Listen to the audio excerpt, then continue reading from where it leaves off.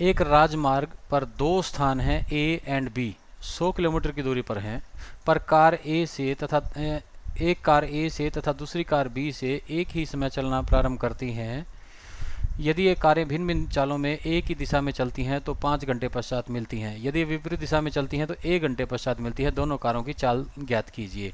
तो देखें यहाँ पे हमने क्या करना है, कार, इसी को ये हमारे पास 2 पॉइंट है। मैं यहाँ पे एक लाइन लगा लेता हूँ। जैसे मान लिया ये 2 प्लेसेस हैं कोई हमारे पास, एक ए है और एक बी है।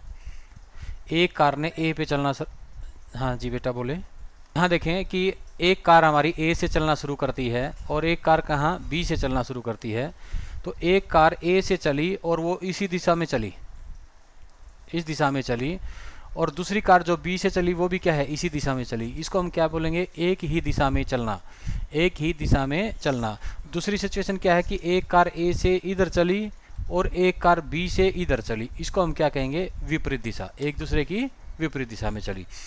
तो हमें जो ज्ञात करना है, दोनों कारों की चाल ज्ञात कीजिए। दोनों कारों की चाल ज्ञात कीजिए। तो चाल ज्ञात करनी है तो हमने क्या माना हम ए से चलने वाली कार को हम कार ए का नाम दे देते हैं। ए से चलने वाली कार क्या कह देते हैं, कार ए। माना कार ए की चाल, ठीक है। हमने क्या मान लिया, कार ए मान लिया। जो ए से चलने वाली है उसको कार ए मान लिया। क्या माने, x किलोमीटर पर हावर, यानी x किलोमीटर प्रति घंटा। अब हमने क्या लिया, बी से चलने वाली कार की चाल क्या मान ली हमने, y किलोमीटर पर आवर, ठीक है। तो 2 कार हैं, दोनों की हमने चाल ज्ञात करनी है। अब कंडीशन क्या है कि ये जो ए से चलने वाली कार है, ये किस दिशा में चली, ये चली राइट में, इधर, ठीक है। और दूसरी जो कार है जो बी से चली, वो बी से चल के कहाँ पहुंची, ये यहाँ तक पहुंची, ठीक है। और ये दोनों एक ही बिंदु पे जाके मिल गए, एक ही बिंदु पे जाके यहाँ पे क्या आ गए, ये दोनों मिल गई यहाँ पे, ठीक है, दोनों मिल गई। तो अब हमने कितने किलोमीटर तय किया, इन्होंने कितने किलोमीटर, क्या कंडीशन यहाँ से लेके आ सकते हैं। तो देखो ए और बी के बीच की जो डिस्टेंस है वो हमारे पास क्या है, 100 किलोमीटर है। ये हमारे पास मेन की पॉइंट है। अब ये बताओ कि मैं रेड कलर की जो लाइन है उसमें से ग्रीन कलर की लाइन की लेंथ अगर सब्ट्रैक्ट करूं तो कौन सी कलर की लाइन बचेगी। हाँ, ये जो रेड कलर है यानी ये डिस्टेंस है, इसमें से ये डिस्टेंस मैं सब्ट्रैक्ट कर दूं तो कौन सी डिस्टेंस बचेगी, ये बचेगी ना। जैसे फॉर एग्जांपल कि ये जो गई, ये मान लिया हमारे पास क्या है, ये 150 किलोमीटर गई और ये कितने गई, 50 किलोमीटर, ये 50 किलोमीटर, दोनों जाके मिल गई। तो ये बीच वाला क्या बचा आपका, 100 किलोमीटर, क्या बचा, 100 किलोमीटर, ठीक है। तो एक ही दिशा में चला तो हमने क्या किया कि दोनों की दूरियां जो निकाली, क्या निकाली, दूरी निकाली। पहली शर्तानुसार क्या कहेंगे, पहली शर्तानुसार ए से कार ए द्वारा कितनी देर में, कि 2 स्थान किलोमीटर कार ए दूसरी कार से एक ही समय चलना प्रारंभ करती है। ये कारें भिन्न चालों से एक दिशा में चलती है तो 5 घंटे में मिलती हैं। कार ए द्वारा 5 घंटे में तय दूरी कितनी होगी भाई, 1 घंटे में x किलोमीटर जाती है कार ए, तो 5 घंटे में कितनी जाएगी, यानी आपकी बाइक 1 घंटे में 40 किलोमीटर जाती है तो 3 घंटे में कितने किलोमीटर पहुंच जाएगी, 100। तो हम क्या करेंगे, यहाँ से मल्टीप्लाई करेंगे, 5 को किससे मल्टीप्लाई करेंगे, x से। ये क्या होगा, 5x किलोमीटर हो जाएगा। क्या हो जाएगा, 5x किलोमीटर। अब देखें, अब कार बी द्वारा कितने घंटे की निकालें, 5 घंटे में तय दूरी कितनी होगी भाई, बी द्वारा 5 y, ये क्या होगा, 5y किलोमीटर। अब देखो शर्त क्या है कि इसने दूरी ये तय की, ए से चलने वाली कार ने ये दूरी तय की और बी से चलने वाली कार ने ये दूरी तय की, हमने दूरी निकाल ली। तो हम रेड वाली दूरी में से ग्रीन वाली दूरी सब्ट्रैक्ट करेंगे तो कितना बचेगा, क्या होगा, 5x में से 5y अगर सब्ट्रैक्ट करेंगे तो क्या बचेगा आपके पास, 100 किलोमीटर होगा ना, ठीक है। तो ये हमारे पास क्या बन गया, समीकरण नंबर 1। क्या बन गया समीकरण नंबर 1। इसको 5 से भाग भी दे सकते हैं दोनों तरफ 5 से भाग देने पर, दोनों तरफ 5 से भाग देने पर क्या हो जाएगा, ये भी इससे भाग हो जाएगा, ये भी इससे भाग हो जाएगा, और ये भी क्या हो जाएगा हमारा 20, ये भी क्या हो जाएगा हमारा ये 20। ये हमारे पास क्या है इक्वेशन नंबर 1, इक्वेशन नंबर 1।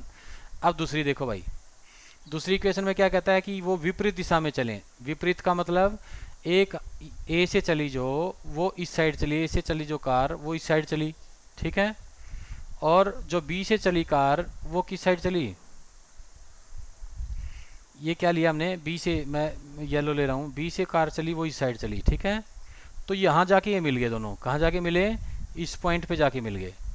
अब 1 घंटे में इसकी जो चाल है वो है x किलोमीटर, तो 1 घंटे में कितने किलोमीटर चलेगी ए से चलने वाली कार, कितनी दूरी तय करेगी x, ये 1 घंटे में कितनी दूरी तय करेगी y, ठीक है। अब देखें इन दोनों की दूरियों का अगर हम सम ज्ञात करें तो कितना होगा भाई, तो क्या करेंगे दूसरी शर्तानुसार, दूसरी शर्त क्या कहती है कि ए से चलने वाली कार, ए से चलने वाली कार द्वारा कितने में, कार द्वारा, ए से चलने वाली कार द्वारा 1 घंटे में तय दूरी कितना होगा, 1 घंटे में तय दूरी कितनी है, उसकी स्पीड क्या मानी थी x किलोमीटर प्रति आवर, तो x होगी। अब बी से चलने वाली कार या बी कार भी आप लिख सकते हैं, तो 1 घंटे में तय दूरी कितनी होगी इसकी y। अच्छा अब ये देखो दोनों जो कारें हैं इनसे अगर मिलाएं तो बी से दोनों की अगर दूरी को ऐड करें, ये x की दूरी है और ये क्या है येलो वाली, ये y ने दूरी तय की, दोनों यहाँ पे मिल जाती हैं। इसका मतलब दोनों की दूरियों को अगर हम ऐड करेंगे तो वो कितना होगा x और 100 किलोमीटर। तो ये हमारे पास क्या हो गया इक्वेशन नंबर 2, ये इक्वेशन नंबर क्या होगी हमारे पास 2। तो इक्वेशन 2 हमारे पास है ये, और इक्वेशन 1 है हमारे पास कौन सी, x minus Y is equal to क्या है 20, ये 1 है। हमने कौन सी विधि से इसको हल करना है, कौन सी विधि से, जब तक बोला ना जाए तो आप किसी भी विधि का प्रयोग कर सकते हैं, किसी भी विधि का प्रयोग कर सकते हैं जब तक बोला ना जाए। तो हमने कौन सी विधि से इसको हल करना है, वज्र गुणन विधि। कौन सी विधि चली हुई है, वज्र गुणन। तो यहाँ पे देखें a1 कितना हो गया हमारा 1, b1 कितना है 1, और c1 कितना है, ये देखें पहले -100 हो जाएगा। इसको स्टैंडर्ड में लिखेंगे कैसे, -100 इज इक्वल टू 0, और इसको कैसे लिखेंगे x minus Y minus 20 is equal to 0। तो c1 क्या होगा -100। उसी तरह a2 क्या हो गया आपके पास 1, और b2 क्या हो गया -1, और c2 आपके पास कितना है -20। अब क्या लिखेंगे x y और 1। सबसे पहले कौन सा लिखेंगे b1 b2 लिखते हैं ना, यहाँ से स्टार्ट करते हैं। b1 b2 1 -1, फिर क्या होगा c1 c2 -100 -20, फिर क्या करते हैं a1 a2 1 1, फिर b1 b2 अगेन 1 एंड -1, ठीक है। ऊपर से नीचे आएंगे तो क्या होगा हमारा प्लस, ठीक है, ये क्या होगी टर्म प्लस में, और नीचे से ऊपर जाएंगे तो क्या होगा हमारा माइनस, ये क्या होगा हमारा माइनस। आगे कैसे लिखेंगे x अपॉन, फिर क्या लिखेंगे यहाँ y अपॉन, यहाँ पे क्या लिखेंगे 1 अपॉन, बीच में किसका साइन लगाएंगे इक्वल टू का। अब 1 की और 20 से मल्टीप्लाई करेंगे तो क्या होगा -20, बीच में माइनस का साइन लगाएंगे। अब -1 की 100 से मल्टीप्लाई करेंगे -100 से तो क्या आ जाएगा 100। अब -100 की 1 से करेंगे तो क्या है -100, -20 की 1 से करेंगे तो माइनस पहले और ये -20, अगेन 1 की -1 से करेंगे तो -1, माइनस बीच में 1 की 1 से मल्टीप्लाई करेंगे तो 1, ये आ जाएगा आपके पास x अपॉन -20 इजिकल टू ये y अपॉन क्या हो जाएगा -100, और क्या है +20 है यहाँ पे देखना, ये क्या होगा -1 और -1 है। एक स्टेप और ले लेते हैं ताकि आपको आसान हो जाए समझने में। ये क्या होगा x अपॉन -120, ये क्या होगा y अपॉन -100 + 20 कितना हो जाएगा -80, very good, is equal to 1 upon -1 and -1 क्या हो जाएगा आपके पास -2। ओके, अब हम क्या करते हैं कि इसमें से एक बार किसको रखें, एक बार क्या करते हैं बेटा, एक बार x अपॉन -1/20 को हाँ 1/-2 के इक्वल, और एक बार y अपॉन -80 को 1/-2 के इक्वल। अब क्या करें, क्रॉस मल्टीप्लाई, यानी ये डिवाइड में तो इस साइड जाके मल्टीप्लाई में, डिवाइड है तो इस साइड जाके क्या होगा, मल्टीप्लाई में। x इज इक्वल टू ये क्या होगा, -120/-2, -2 तो क्या होगा, माइनस से माइनस कट, तो कितना हो जाएगा x की वैल्यू 60। यहाँ पे ये y इज इक्वल टू क्या आ जाएगा, -80 उधर जाएगा, -80/-2, माइनस से माइनस कट, तो y की वैल्यू क्या आ जाएगी आपकी 40। तो x की वैल्यू क्या है हमारे पास 60 और y की वैल्यू क्या है 40। तो a से चलने वाली कार की चाल क्या है 60, क्या माना था हमने, a से चलने वाली कार की चाल x किलोमीटर पर आवर, तो इट मीन्स क्या होगी ये 60 किलोमीटर पर आवर, नीचे लिखनी है लाइन दोबारा। और b से चलने वाली कार की चाल जो हमने y मानी थी वो क्या होगा 40 kilometre per our. Okay, again देखें एक बार हमने क्या किया इसमें, हमने इसमें क्या किया, हमारे पास एक ये दी हुई है, कंडीशन दी हुई है कि दो कार हैं, वो दो स्थानों से चलती हैं जो कि एक दूसरे से 100 किलोमीटर की दूरी पर हैं। अगर वो एक ही दिशा में चलती हैं तो 5 घंटे बाद मिलती हैं, अगर वो अपोजिट दिशा में चलती हैं तो वो कहाँ मिलती हैं, 1 घंटे बाद मिल जाती हैं। तो हमने दोनों की हमने चाल मान ली, ए से चलने वाली कार की चाल x kilometre per hour, B से चलने वाली कार की चाल y किलोमीटर पर आवर। तो 5 घंटे की डिस्टेंस निकाल ली हमने, और 5 घंटे की डिस्टेंस जो निकाली उसमें तेज़ चलने वाली कार की डिस्टेंस में से धीरे चलने वाली कार की डिस्टेंस अगर हमने सब्ट्रैक्ट की तो 100 किलोमीटर आया। दूसरी शर्त में क्या किया कि दोनों विपरीत दिशा में चली, तो हमने दोनों की 1 घंटे में दूरी जितनी तय की वो निकाल ली दोनों की, और दोनों की दूरी क्योंकि वो मिल जाती हैं तो दोनों की दूरी को हमने ऐड किया तो वो कितना आया 100 किलोमीटर। हमारे पास दो यहाँ पे रैखिक समीकरण बन जाते हैं, और रैखिक समीकरण को हमने वज्र गुणन विधि से हल किया तो वहाँ से हमें मिला x का मान 60 और y का मान 40। गिवन है एक आयत का क्षेत्रफल 9 वर्ग इकाई कम हो जाता है यदि उसकी लंबाई 5 इकाई कम कर दी जाती है और चौड़ाई 3 इकाई बढ़ा दी जाती है। यदि हम लंबाई को 3 इकाई और चौड़ाई को 2 इकाई बढ़ा दें तो क्षेत्रफल क्या है 67 वर्ग इकाई बढ़ जाता है। आयत की विमाएँ ज्ञात कीजिए। हमने क्या ज्ञात करनी है, आयत की विमाएँ। विमाएँ क्या होती हैं, कितनी भुजाएं होती हैं आयत की, 2, आयत की 2 ही भुजाएं होती हैं। तो क्या करेंगे हम यहाँ पे, माना आयत की लंबाई क्या मानी हमने x, यहाँ पे इकाई क्या दे रखी है, इकाई क्या देती है x, इकाई हो गया। तो आप आयत का एक चित्र और बना लें, एक पिक्चर में फिगर और बना दें तो बहुत अच्छा रहेगा, आलेख। ये देखें आयत का हमने एक यहाँ पे फिगर हमने बना दी है, ठीक है। तो आयत का नाम भी हमने रख दिया, कोई नाम भी रख दो इसका, ABCD। तो हमने क्या मानी, इसकी जो लंबाई है वो x मान ली और चौड़ाई क्या है y। ये भी हमने क्या किया, माना आयत की चौड़ाई क्या है भाई y इकाई। अच्छा अब ये बताएं अक्षेत्रफल क्या होता है, आयत का क्षेत्रफल का फार्मूला कौन बताएगा, आयत का अक्षेत्रफल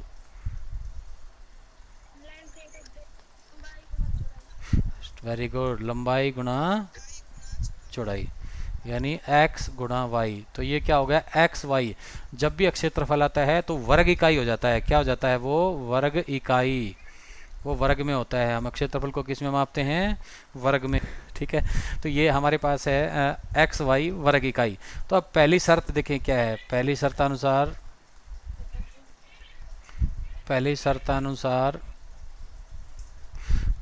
में इसने क्या कहा है, देखें पढ़ें अच्छे से। ये कह रहा है कि आयत का क्षेत्रफल 9 वर्ग इकाई कम हो जाता है यदि उसकी लंबाई 5 इकाई कम कर दी जाती है और चौड़ाई 3 इकाई बढ़ा दी जाती है। तो प्रश्नानुसार क्या होगा, आयत की जो नई लंबाई है वो क्या होगी भाई, पहले x थी और क्या किया इसने 9 वर्ग इकाई कम कर दी, 9 वर्ग इकाई कम कर दी, और नई चौड़ाई क्या हो जाएगी इसकी, हाँ अच्छा हाँ हाँ हाँ, यहाँ पे ये अक्षेत्रफल कम हुआ है। आप लंबाई देखें, लंबाई कितनी हो गई है, लंबाई 5 इकाई कम हुई है, शाबाश, x-5, अक्षेत्रफल हुआ है 9 वर्ग इकाई कम। तो और चौड़ाई क्या है 3 इकाई बढ़ा दी जाती है, चौड़ाई हमारे पास y है और उसमें क्या किया हमने 3 बढ़ा दिया। अब अक्षेत्रफल क्या होगा, नया अक्षेत्रफल भी नया हो जाएगा। क्या है क्षेत्रफल नया, लंबाई गुणा चौड़ाई। लंबाई हमारे पास x-5 है और चौड़ाई क्या है y+3 है, चौड़ाई क्या है y प्लस 3 है, तो इसको गुणा कर लें। गुणा करनी आपको आती होगी, गुणा कैसे करेंगे, एक बार x की गुणा करेंगे दोनों के साथ, फिर -5 की गुणा करेंगे दोनों के साथ, तो क्या आ गया, ये x की y से गुणा करोगे तो xy, x की 3 से गुणा करोगे तो 3x, ये क्या होगा -5y, और माइनस का क्या है 15, माइनस का 15, ये हमारे पास क्या है क्षेत्रफल। अब देखो जो शर्त जो दी है, शर्त कितना है, क्या कह रहा है कि 9 वर्ग इकाई कम हो जाता है। अब हमने क्या बनाना है, समीकरण। समीकरण बनाने के लिए ये हमारे पास नया क्षेत्रफल है और यहाँ पे हमारे पास क्या है, पुराना क्षेत्रफल है। ठीक है, पुराना। तो नया क्षेत्रफल हमारे पास है एक्स वाई प्लस में क्या है 3x माइनस 5y माइनस 15, और पुराना क्षेत्रफल क्या है एक्स वाई। तो कौन सा कम हो गया, कौन सा हमारे पास कम हो गया, नए वाला कम हो जाता है। अब नए वाला कम हो जाता है तो या तो नए वाले को बढ़ा दो, क्योंकि हमें इक्वेशन करना है, इक्वल करना है। ये कम हो जाता है और ये क्या है ज़्यादा, तो ये कम हो जाता है, तो इसमें क्या किया हमने 9 ऐड कर दिया, तो दोनों क्षेत्रफल क्या हो गए, बराबर हो गए ना। हमने क्या करना है, इक्वेट, इसको बैलेंस बनाना है। तो नया क्षेत्रफल 9 वर्ग इकाई कम हो गया था, तो हमने उसमें 9 ऐड कर दिया, तो पुराने के बराबर हो गया। ठीक है, तो यहाँ से आ गया हमारे पास इक्वेशन 1, ये हमें मिलेगी। तो देखें एक्स वाई को राइट में ले जाएं, ये हमारे पास क्या हो जाए 3x माइनस 5y और 15 और -15 और प्लस 9 कितना होगा, माइनस का 6। एक्स वाई को हम राइट में लेंगे तो ये माइनस हो जाएगा। ओके, तो 3x minus 5y minus 6 is equal to क्या आ गया आपके पास 0। ये इक्वेशन क्या आ गई 1, इक्वेशन आपको मिल गई यहाँ पे 1। अब दूसरी इक्वेशन देखें, दूसरी शर्त क्या कह रही है यहाँ पे, दूसरी शर्त अनुसार, दूसरी शर्त में क्या बोला इसने, दूसरी शर्तानुसार, दूसरी शर्त में इसने बोला है, यहाँ पे भी क्या बनेगा आपके पास, दूसरी शर्त में चौड़ाई लंबाई क्या हो जाएगी, दूसरी शर्त में लंबाई क्या हो जाएगी, क्या बोला इसने, लंबाई 3 इकाई और चौड़ाई 2 इकाई बढ़ा दें। लंबाई को क्या कर दें, 3 इकाई बढ़ा दें और चौड़ाई को 2 इकाई बढ़ा दें। ठीक है, ये कर दिया। तो अब नया क्षेत्रफल क्या हो जाएगा, दूसरी शर्त का क्षेत्रफल क्या होगा, लंबाई गुणा चौड़ाई, x प्लस 3 गुणा y जमा 2। अब गुणा करेंगे, x की गुणा क्या होगी y प्लस 2 से, x की क्या होगी y प्लस 2 से, फिर 3 की मल्टीप्लाई किससे होगी y प्लस 2 से, तो x की गुणा करें तो ये एक्स वाई और प्लस में x को 2 से करेंगे तो 2x, 3 को y से करेंगे तो 3y, 3 को 2 से करेंगे तो 6। ये हमारे पास क्या आ गया क्षेत्रफल।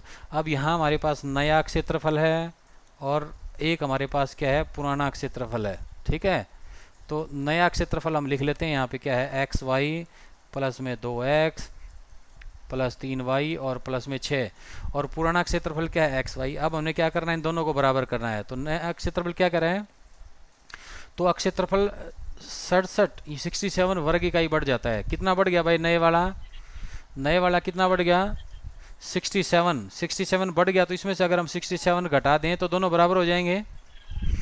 अगर इसमें से हम 67 घटा दें तो दोनों क्या हो जाएंगे, बराबर हो जाएंगे। ओके, दोनों हमारे पास बराबर हो जाएंगे। अब देखें फिर एक्स वाई को इधर ही रखो, बाकी सब को राइट ले जाओ। 2x एक्स वाई का मल्टीप्लाई को राइट में ले जाओ, x और y की जो इंडिविजुअल टर्म है उनको हम यहीं रखेंगे। और ये प्लस का 6 माइनस का 67, तो क्या बचा -61 इजिकल टू ये एक्स वाई है, ये एक्स वाई माइनस में जाके एक्स वाई हो जाएगा, क्या होगा 0। तो क्या होगा 2x प्लस में 3y माइनस 61 इजिकल टू क्या है 0। ये आपके पास क्या होगी इक्वेशन नंबर 2। क्या होगी भैया इक्वेशन नंबर 2।